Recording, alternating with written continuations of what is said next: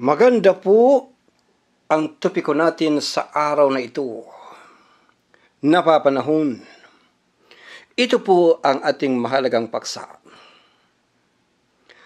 Magkaisa sa oras ng kalamidad o huwag nang makiisa sa hindi kaakida para sama-sama tayong mawasak.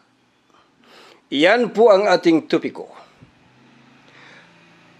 Ano nga po ba ang sinasabi ng isang hadith ni Propeta Muhammad sallallahu alaihi wasallam sa malapit-lapit na pagkahulugan? Dapat ay walang putulan ng ugnayan, walang talikuran sa isa't isa, walang pagkakapuot sa isa't isa, at walang inggitan sa isa't isa, maging magkakapatid kayo, tulad ng pag-uutos sa inyo ng Allah. Pinaka-authentic po na hadith ang ating source, Sahih Muslim. Sa panahon ng mga kalamidad, lalo na ng kalamidad ng giyera, alin sa dalawang options ang dapat na pipiliin ng kamusliman? Unang option, limitadong pagkakaisa sa mga kaakida lamang at kagrupo lamang, or pangalawang option, lahat ang pagkakaisa sa kahit anong akida o kahit anong grupo. Ulitin ko po at baka di mo na-gets, kapatid. Alin nga ba ang mas mahalaga sa dalawang puntong ito sa panahon ng matinding kalamidad, lalong-lalo na ng kalamidad ng giyera?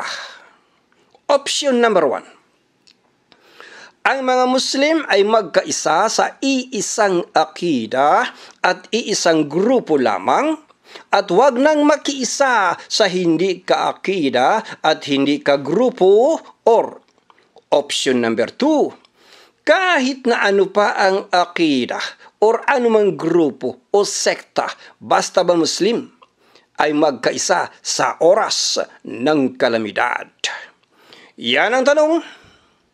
Tandaan mo, ang pinag-uusapan natin ay oras ng kalamidad. At sa kagipitan, lalo na kapag ang Muslim ay inaapi, ay kailangan talaga ang pagtutulungan. Ano ang sabi ng isang hadith? Dapat ay tulungan ng tao ang kanyang kapatid, maging ito man ay gumagawa ng masama o ginawaan ng masama. Kung ito ay isang gumagawa ng masama, ay dapat napigilan niya ito. At kung ito naman ay ginawaan ng masama, ay dapat niyang ipagtanggol ito. Pinaka-authentic po na hadith ang ating source, Sahih Muslim. Sa isang dakilang layunin na maitatag natin ng isang global justice power upang maibalik ang pinakaminimithi na adhikain na walang iba kundi ang mapaghari sa mundo, hindi ang pagnanasa ng tao sa kapangyarihan, kundi ang mapangibabaw, ang tunay na makatarungang kapangyarihan na walang iba kundi ang la ilaha illallah, at mapanaig sa sangkatauhan ang tunay na world peace. Alin kaya sa dalawang nabanggit na options ang dapat lang at kailangan na piliin ng kamusliman? Magandang tanong. At ito ang isa pang tanong. Nasaan na ang kapatiran sa iman? Innamal mu'minuna ikhwatun fa aslihu bayna akhawaykum wattaqullaha la'allakum turhamun. Chapter 49, verse 10, Quranul Karim. Katotohanan, ang tunay na mga magkakapatid ay yaon lamang mga nananampalataya. Kaya't gumawa ng pakikipagbati sa inyong mga kapatid at matakot kayo sa Allah upang kayo ay kanyang kahabagan. Pakatandaan na ang populasyon ngayon ng Muslim sa buong mundo ay umabot na po sa 2 bilyones sa loob at labas ng 57 Muslim countries na kung saan ay 49 nito ay majority Muslim population. At alam nyo ba kung gaano karami na ang iba't ibang mga grupo at iba't ibang akida ng kamusliman?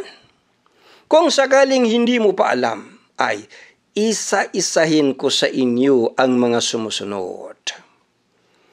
Sunni Islam, Shia, Sufi, Ash'ari, Athari, Maturidi, Hanafi, Maliki, Shafi'i, Hanbali, Ibadis, Zaydis, Ismailis, Barilvi, Diobandi, Salafi, Wahhabi, Ismailism, Nation of Islam, Alawites, Quranists, Kharijites, Islamic New Traditionalists, Islamic Liberalism, Islamic Progressivism, Islamic Modernism, Mu'tazilah,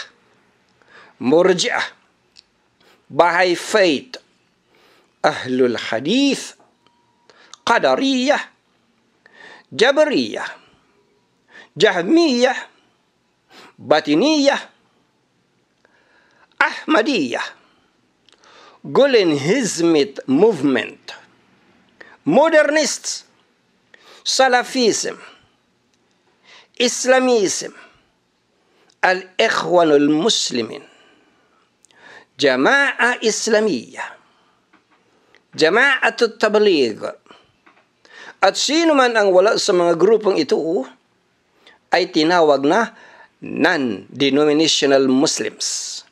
At marami pa po ang grupo. At marami pa po ang mga akida ng kamusliman. Ngayon, balikan natin ang tanong para mapagnilay-nilayan mo, kapatid. Sa dinami-rami ng akida at grupo ng kamusliman, paano makakamit ang katuparan sa pinapangarap ng kamusliman na ibalik ang world peace sa pamamagitan ng makatarungang kapangyarihan ng La ilaha illallah? Ang manatili na lamang ba tayo sa ating kagrupo at wala tayong pakialam sa ibang Muslim? O isantabi muna ang ating mga kaibahan at palakasin ang puwersa ng ating pagkakaisa, lalo na sa panahon ng giyera? Sagutin mo, kapatid, ang tanong na iyan. Pagkatandaan na upang may sa katuparan ang pinapangarap na world peace ng makatarungang kapangyarihan ng La ilaha illallah, ay kailangan talaga na ang bawat Muslim ay dapat nakaagapay, katulong, kaibigan at tagapagtanggol sa isa't isa. Wal mu'minuna wal mu'minatu ba'duhum awliya'u ba'd, ya'muruna bil ma'rufi wa yanhauna 'anil munkari wa yuqimuna as-salata wa yu'tuna az-zakata wa yuti'una Allah wa rasulahu ulaika sayarhamuhumullahu innallaha azizun hakim. Chapter 9, verse 71, Quranul Karim. Ang mga mananampalataya, kalalakihan at kababaihan ay mga awliya. Ibig sabihin ng mga awliya, mga kaagapay, katulong, kaibigan, tagapagtanggol. Ulitin. Ang mga mananampalataya, kalalakihan at kababaihan ay mga awliya sa isa't isa. Itinuturo nila ang al-ma'ruf. Ibig sabihin ng al-ma'ruf, kabutihan, lahat ng kabutihan ay pinag-utos ng Allah. At ipinagbabawal ang al-munkar. Ibig sabihin ng al-munkar, lahat ng lahat ng ipinagbabawal ng Allah. Ang al-ma'ruf, ang lahat ng kabutihan na ipinag-utos ng Allah. Ang al-munkar, ang lahat ng kasamaan na ipinagbabawal ng Allah. Isinasagawa nila ang as-salat at nagbibigay ng zakat at sumusunod sa Allah at sa kanyang sugo, kahahabagan sila ng Allah. Katotohanan, ang Allah ay lubos na makapangyarihan, lubos na maalam. Magkakaibigan at nagmamahalan ang mga mananampalataya, hindi po mga magkakagalit at napupuot ng lihim sa isa't isa. Yan ang tunay na Muslim. Alam natin na napakahirap magkaisa ang kamusliman. Yan ang masakit na katotohanan. Yan ang realidad. Ang Sunni at ang Shia ay hindi talaga magkakaisa sa punto ng akidah. Ganon din ang Salafi at Ash'ari at Sufi. Kasama ng iba pang mga akidah na nabanggit sa itaas. Ang kanila pangang fatwa sa isa't isa ay kufr, ang hindi nila ka-akidah. Allahu Akbar. Subhanallah. Ganyan katindi ang kanilang pagkakalayo sa isa't isa. Pero sa panahon ng kalamidad, lalo na sa oras ng gira, na sama-samang lilipulin sila ng mga kalaban ng Islam, ay hindi talaga pwede na hindi sila magkaisa na sama-samang harapin ang puwersang pupuksa sa kanila, kundi ay sama-sama rin silang mawawasak. Sa oras ng kalamidad, ang pagkakaisa para magtulungan ay hindi po option, kundi ay necessity. Ngayon, gamitan natin ng statistics. 2 bilyones na tayo na kamusliman sa ngayon sa buong mundo. Mga ilang porsyento kaya ang Sunni Muslim? At sa loob ng Sunni, mga ilang porsyento kaya ang Salafi? Ganon ding ilang porsyento ang Ash'ari, Sufi, at iba pa. Kung tayo-tayo lang na mga Salafi ang magkakaisa at magtutulungan laban sa nagkakaisang puwersa ng Crusade and Zionism, ano sa tingin mo? Uubra kaya tayo? Gaano na ba karami ang tao sa mundo ngayon? Ay 7 bilyones na po. Ihiwalay mo ang 2 bilyones na kamuslimang watak-watak, ay natira ang 5 bilyones. Sa tingin mo, kahit natutuhan ng magkaisa pa, ay uubra ba kaya ang wala pang 200 milyones na Salafi kontra sa 5 bilyones na non-Muslims? Kung hindi magkakaisa ang 2 bilyones na kamusliman, anong laban mo sa mga Crusaders at mga Zionists na armado ng nuclear bombs? Sasabihin mo na ang Allah na ang bahala? Aba papaano tayo tutulungan ng Allah kung hindi tayo nagkakaisa? Darating ang tulong ng Allah sa kamuslimang nagkakaisa. Kung iyang mga nabanggit sa itaas na napakaraming akidah at grupo ay halimbawa na sama-samang nakasakay sa iisang barko at sila ay nasa kalagitnaan ng karagatan na kasalukuyang hinahampas ng mapanganib na bagyo at malalaking higanting alon na sabay-sabay silang malulunod kung hindi sila magkaisang magtulungan. Ano ba ang nararapat nilang gawin? Ang magtulungan ba sa isa't isa o iyon lang kaakida at kagrupo nila ang ipagkakaisa nilang tutulungan para sabay-sabay rin silang lahat na mapahamak kapag lumubog na po ang barko? Sentido común o common sense ang kailangan para sagutin ang tanong na ito. Hindi mo kailangan maging scholar para masagot mo ito ng tama. Ang Muslim world sa panahon natin sa ngayon ay kasalukuyang nahaharap sa iba't ibang uri ng kalamidad na hindi namamataan ng mismong ibang mga ngaral na nakapokus lang sa akida ang kanilang kamalayan.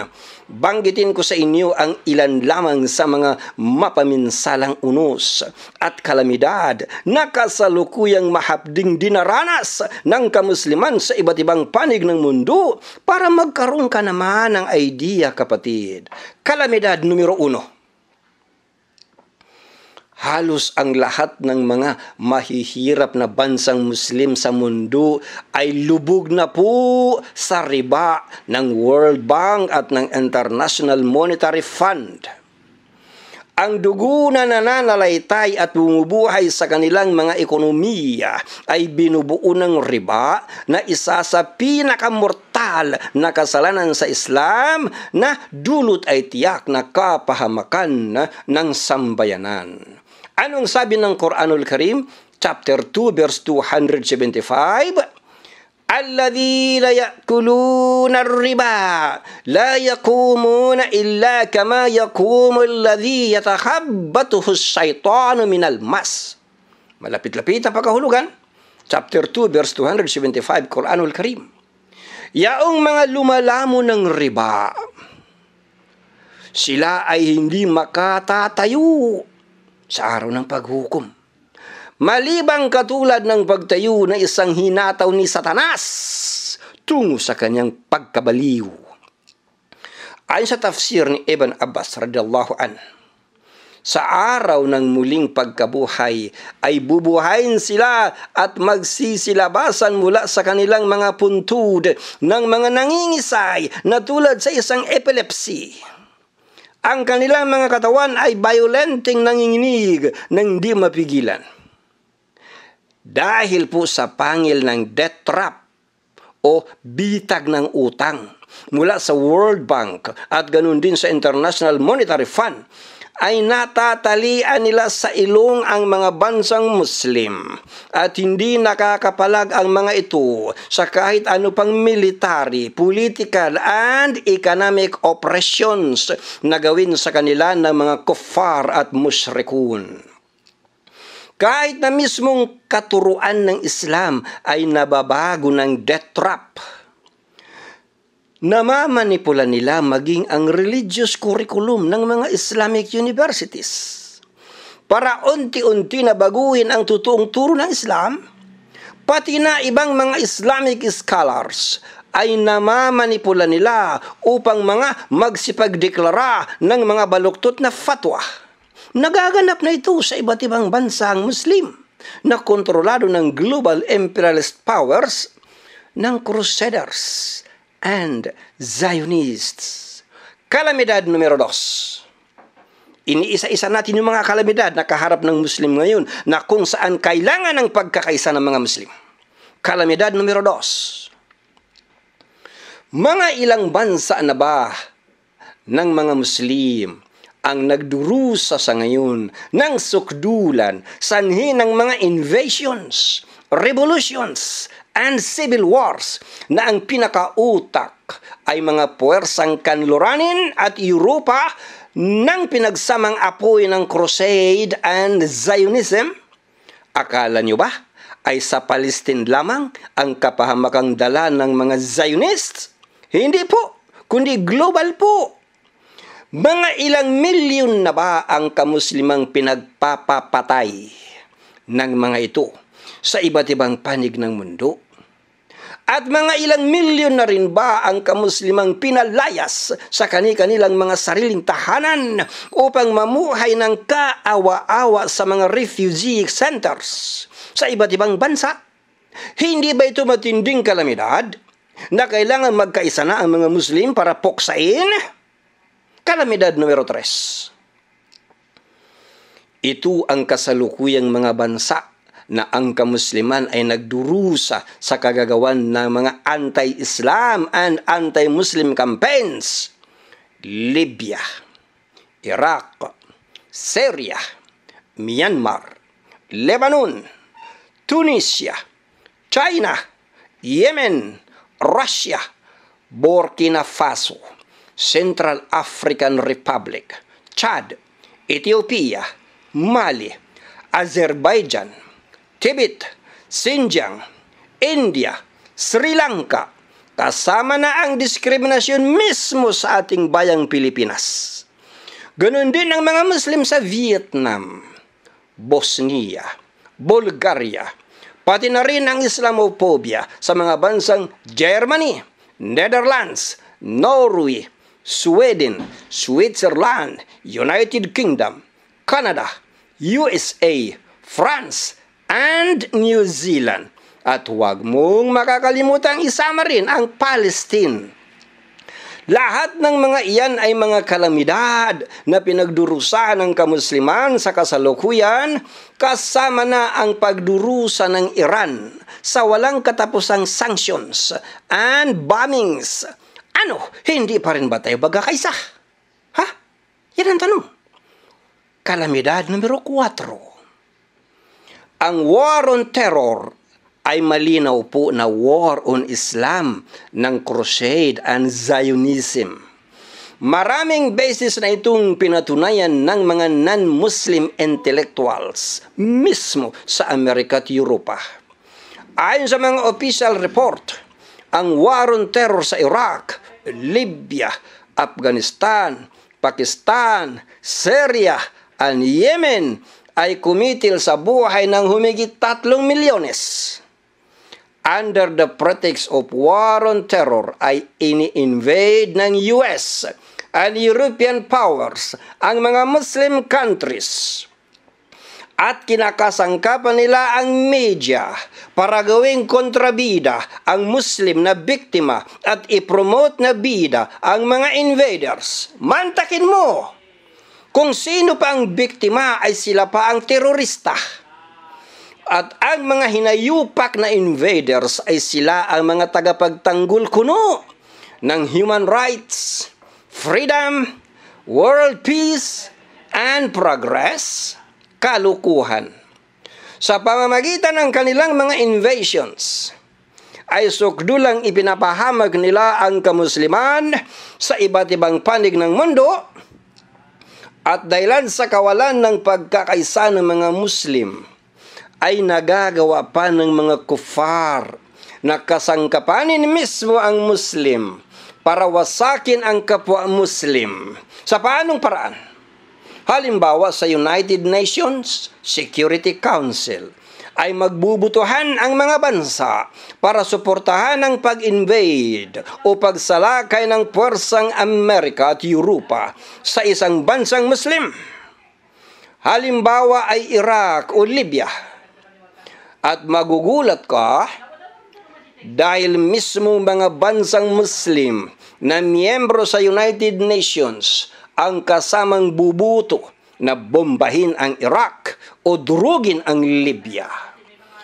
Nakita mo na ba ang bunga ng kawalang pagkakaisa? Dahilan sa kawalan ng pagkakaisa ng mga Muslim ay nagagawa ng mga kalaban ng Islam na kasangkapanin o gamitin mismo ang mga bansang Muslim upang durugin ang kapwa bansa Muslim. Hindi ito wentong barbero.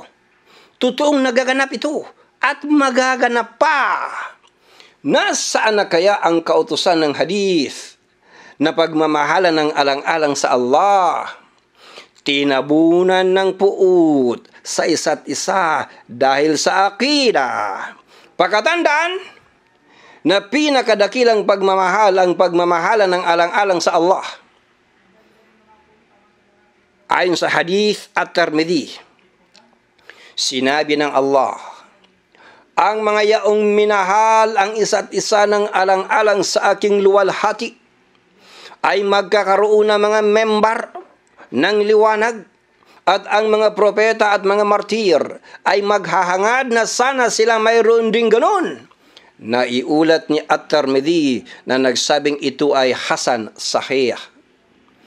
Kalamidad numero 5. At higit na kinakasangkapan ng mga kalaban ng Islam ang salungatan sa akida at grupo-grupo ng mga Muslim upang tayo-tayo mismo ay sukdulang mapuot sa isa't isa at magsipagpatayan sa Iraq, Libya, Syria, Yemen at iba pa ang Muslim laban sa kapwa Muslim. Subhanallah. At napakarami pa ang mga unos at bagyo na humahampas sa kasalukuyang kamusliman sa iba't ibang sulok ng mundo. Ay uulitin ko po minsan pa ang dalawang pagpipilian.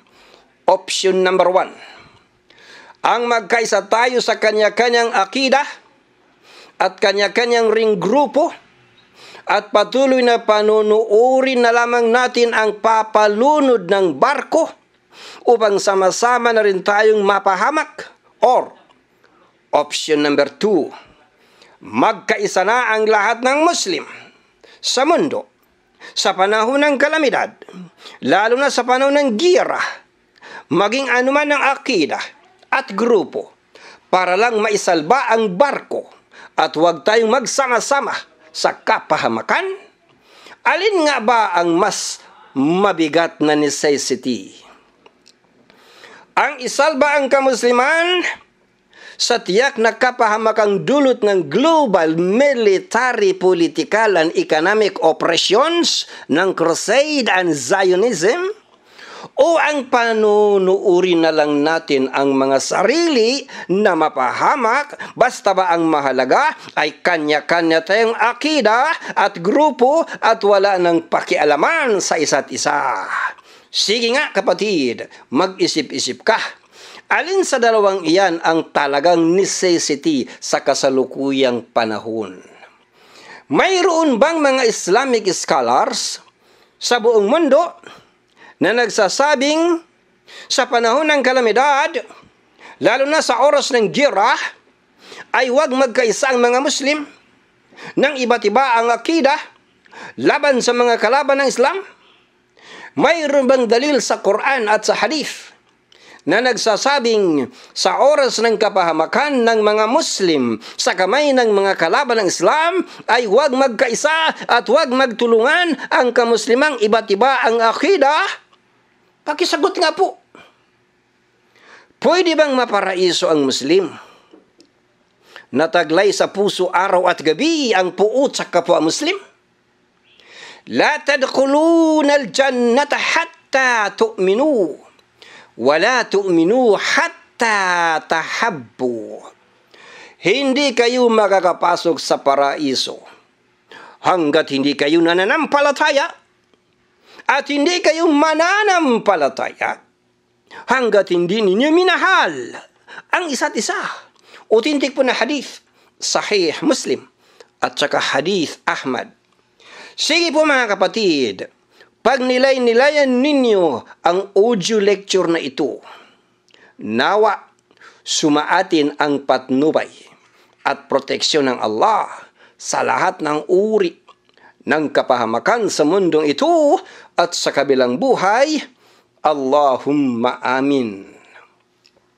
Mula po minsan pa sa malasakit na serbisyo ng inyong kapatid sa pananampalataya at kaibigan sa Facebook, Salim Gemba.